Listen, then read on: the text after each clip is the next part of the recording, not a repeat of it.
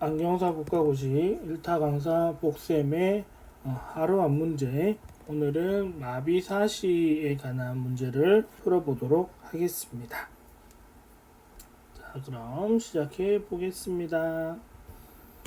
자, 우선 오늘은 마비사시에 관해서 볼 텐데요. 우리가 이제 마비사시라고 하게 되면 앞에가 이제 무언가 마비로 인해서 나타난다라는 건데, 지배신경이 마비되거나 외안근의 마비로 인한 나타나는 사시, 즉 눈의 융합력이 문제이다 보다는 그 전에 명령을 내려주는 신경 또는 신경의 명령을 받아서 활동을 움직여야 되는, 운동을 해야 되는 외안근의 마비가 있어서 내가 움직이고 싶어도 움직이지 못하는 것을 우리가 마비사시라고 하는데, 이런 경우는 우리가 이제 4위보다 더 높은 단계, 사시에서도 조금 해결하기 이제 어려운 단계일 수도 있어서 이제 이런 거는 보통 이제 안과적인 치료를 동반하거나 치료 후에 추가적인 훈련이나 프리즘 처방을 통해서 안경사가 도와줄 수 있는 부분, 이런 게 생기는 거고요. 자, 증상을 보게 되면 안구 운동 제한이 되고요. 복시, 큰 제2편의가, 이상머리 위치, 방향 오인, 이런 등등의 증상이 나타나게 되고요. 이제 사시다 보니까 복시 또는 혼란시가 나타날 수 있고요. 이게 이제 지속이 되게 되면 이제 억제로 동반하겠죠. 이런 식으로 나타날 수 있고, 안구 운동 제한이라는 부분을 보게 되면 마비근의 작용 방향에서 안구 운동이 제한이 된다 라는 말은 뭐냐면, 예를 들어서 내가 지금 내직근이 마비다, 내직근 안쪽 고등근이 마비다라고 하게 되면, 내직근의 주작용은 내전이잖아요. 그러면 내전을 못한다라는 게 되죠. 내전을 못한다. 그럼 안으로 보는 게 안 된다라는 거예요. 그러니까 안구 운동이 코 쪽으로 볼 때 작용을 못한다라는 거죠. 그래서 만약에 이 피검자가 피검자 검사했는데 얘가 안쪽으로 본다라면 쉽게 말하면 폭주잖아요. 폭주 운동을 제대로 못한다, 한쪽 눈이 안으로 모이지 못한다, 이렇게 되면 얘가 안구 운동이 제한이 있을 수 있겠구나, 이런 그 외형근의 마비가 있을 수 있겠구나, 이런 것들도 우리가 생각을 해 볼 수 있어야 된다는 겁니다. 그래서 마비근의 작용 방향으로 제한이 된다. 그러니까 우리는 마비 사실을 공부할 때는 외안근의 작용 방향을 먼저 공부하시고, 그거에 따라서 그걸 가지고 판단을 하시는 게 중요할 것 같고요. 그 다음에 제2편의각, 제1편의각 이렇게 말이 나올 텐데, 정상안으로 주시할 때 사시각을 측정하는 게 1편의각이고요.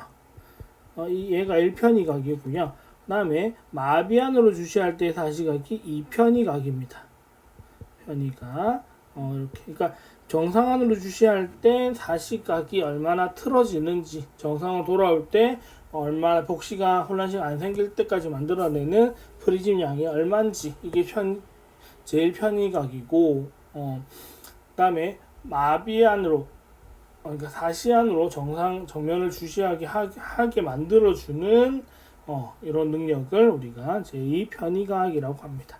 이건 나중에 제가 또 추가적인 이런 사시각에 대한 영상을 따로 한번 할 거라서 그때 이제 한번 더 올려드리겠고요. 그 다음에 이상머리 위치, 이제 이게 오늘 이제 문제는 요걸 가지고 풀 건데, 복시를 피하기 위해서 마비근이 사용되지 않는 방향으로 머리를 기울이게 된다. 그냥 요거는 이제 말은 조금 어려운데, 아까 앞에 안구 운동 제한을 극복하기 위한 거죠. 극복하기 위한 머리 위치를 한다라는 겁니다. 그러니까 이상머리 위치라는 말은 정면을 보는 게 아니고 고개를 쓸데없이 또는 위아래로 또는 기울이는 것 정도로 운동을 하게 된다. 이제 우리가 이제 초등학생들, 학생들 검사하다 보면 가끔 호흡터에 앉혔는데 학생이 계속 고개를 이렇게 기울여서 보는 경우들이 있어요. 그건 이제 집중력이 떨어져 그럴 수도 있겠지만, 요런 편의가 있어서, 또는 난시 교정이 안 돼서 편의가 있어서 균형 감각이 틀어져서 이런 걸 수도 있기 때문에 그런 것들을 우리가 한 번 더 확인해 볼 필요도 있다라는 겁니다. 무조건 자세 똑바로 해라 라고만 말만 할 수 있는 건 아니고요. 했는데도 안 고치신다는 말은 이게 다른 원인이 있을 수 있다라는 거 우리가 생각해 볼 수 있겠고요. 그 다음에 이런 것 때문에 안구 운동 제한으로 인해서 실제 물체 방향을 다르게 판단할 수 있습니다. 왜냐하면 물체는 지금 만약에 제가 오른쪽 눈에 내지근이 마비예요. 그럼 저는 오른쪽 눈을 안쪽으로 못 보죠. 그러면 오른쪽 눈만 봤을 때는 코 쪽으로 또는 왼쪽으로 보지를 못해요. 그러다 보면 물체가 실제 왼쪽에 있는 건지 정면에 있는 건지를 판단하기가 어려울 수 있다는 겁니다. 정면에 있는 것과 왼쪽에 있는 것을 판단하기가 어려울 수 있다는 거죠. 그래서 물체 방향을 다르게 판단할 가능성도 생긴다라는 겁니다. 이게 마비사시라고 하더라도 사시가 크거나 많이 크거나 이러지 않는다고 했을 때는 이런 문제가 크게 드러나지 않을 수도 있지만 이게 좀 시간이 지나고 이 사시량이 크다라고 했을 때는 그런 게 나타날 수밖에 없습니다. 이런 특징들이 나타난다라는 거 우리가 알 수 있겠고요. 자, 그래서 이상머리 위치라고 했을 때 우선 안쪽 고등근 내지근이 마비되면 내전이 당연히 안 되겠죠. 이럴 때는 정상 안쪽으로 머리를 돌린다라고 생각하시면 되겠죠. 정상 안쪽으로 예를 들어 오른쪽 눈에 안쪽 고등근 내지근이 마비가 되면 오른쪽 눈은 왼쪽으로 못 보죠. 왼쪽으로 못 보니까 그럼 왼쪽을 보고 싶으면 고개를 왼쪽으로 돌려서 정면 주시를 해야 볼 수 있는 거잖아요. 그러니까 고개를 정상한 쪽으로 돌린다 이런 표현이 나올 수 있습니다. 자, 나 반대로 이 아래가 아니고 가쪽이죠. 못하네요. 바깥쪽 외지근이죠. 외지근은 외전이 안 되는 상태죠. 그러면 얘는 이상안이란 말은 문제가 있는 눈 쪽으로 돌리게 된다라는 거 우리가 볼 수 있겠고, 다음에 위고등근, 아래고등근은 여기서는 우리가 보통 주작용만 보통 생각하시면 돼요. 위고등근은 주작용이 상전이잖아요. 그럼 상전이 안 된단 말이에요. 위로 못 본다라는 거잖아요. 위로 못 보면 우리가 위에 있는 물체를 보고 싶으면 눈을 위로 뜨거나 고개를 들면 되잖아요. 고개를 든다라는 게 턱의 입장에서는 턱을 올리는 거랑 마찬가지죠. 턱을 올리거나 아니면 고개를 드는 거나 마찬가지이기 때문에 상전을 할 수 없기 때문에 고개를 들어야 되는 움직임이 나타난다라는 거죠. 눈을 움직일 수 없으니까 고개를 움직여야 된다. 그러니까 눈을 못 움직이니까 고개가 돌아간다. 이렇게 우리가 생각하시면 되겠습니다. 자, 아래고등근은 반대겠죠. 아전이 안 되니까 고개를 숙이는데 고개를 숙인다는 게 턱을 내리는 것과 동작이 같아서 이렇게 우리가 판단할 수 있겠습니다. 그 다음에 이제 문제로 많이 나오는 거는 이렇게 두 개죠. 위비근, 아래비근 이런 문제들인데 얘는 회선의 움직임이기 때문에 얘는 고개를 기울인 상태가 나타나거나 얘들은 상전, 하전과 같이 묶어서 낼 수 있어서 보통 문제는 위비근 또는 아래비근 문제가 많이 나오는 편입니다. 그래서 위비근이 마비가 되어 있다라면 정상한 쪽으로 기울인다. 고개를 회전 좌우로 돌린다가 아니고 이렇게 고개를 비스듬하게 이렇게 기울인다라고 이제 우리가 보실 수 있겠죠. 그러면 만약 오른쪽 눈에 위비근 SO가 마비가 됐다. 위비근이 마비가 됐다라고 하게 되면 위비근이 하는 역할이 뭐냐면 내회선이죠. 회선이 안 되면 내회선은 오른쪽 눈을 봤을 때 안쪽 코 쪽으로 눈을 돌려야 되는 거잖아요. 그랬을 때 이게 안 되다 보니까 눈이 이렇게 있을 때 오른쪽 눈이 요게 안 되잖아요. 이렇게 돌아가는 게 안 된다라는 거니까 고개를 이렇게 기울여 주는 거죠. 그래서 정상한 쪽 왼쪽 눈 쪽으로 기울이게 되고 하전이 안 되니까 밑에 하전이 안 됐던 턱을 내리는 거랑 같은 움직임이 나타나는 거죠. 그래서 우리가 이런 문제를 풀 때는 실제 이들의 주작용이 어떤 움직임인지를 반드시 잘 파악을 하고 우리가 문제를 푸시면 처음에는 시간이 조금 더 걸릴 수 있겠지만 나중에는 충분히 잘 푸실 수 있을 것 같습니다. 그래서 이런 그림 많이 나오죠. 양안시 파트, 양안시 문제 또는 1교시의 식이생리학, 해방 문제로도 많이 나올 수 있는 문제인데 제1 눈이치, 2 눈이치, 그다음에 대각선이 제3 아니, 눈이치 이렇게 표현하고요. 그래서 지금 여기가 오른쪽 눈, 여기가 왼쪽 눈이 되죠. 또는 뭐 OD, OS 이렇게 쓸 수도 있고 이랬을 때 동양근 문제 푼다고 했을 때 양안이 오른쪽 위를 본다. 지금 이게 오른쪽 위복이잖아요. 오른쪽 위보기를 할 때 양안의 동양근은 어떻게 되냐면 오른쪽 눈은 상직근, 왼쪽 눈은 하사근이다. 이렇게 답을 할 수 있겠고요. 반대로 왼쪽 아래를 본다. 왼쪽 아래를 본다라고 할 때는 오른쪽 눈은 상사근, 왼쪽 눈은 하직근이 동양근이다, 작용근이다. 이렇게 이제 작용근이다라고 우리가 판단할 수 있겠습니다.